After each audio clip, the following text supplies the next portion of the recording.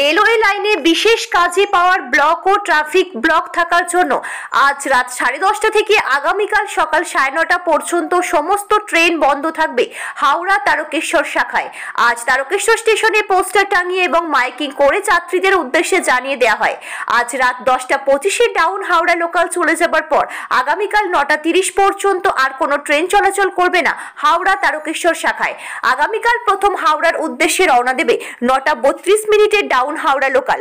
তবে তারকেশ্বর আরামবাগ শাখায় বেশ কয়েকটি ট্রেন চলবে বলে জানা যায়। আপনারা সেই ছবি দেখুন ওয়ার্ল্ড জনতা টিভির পর্দায়। হুগলির তারকেশ্বর থেকে সমীর দাসের রিপোর্ট, ওয়ার্ল্ড জনতা টিভি।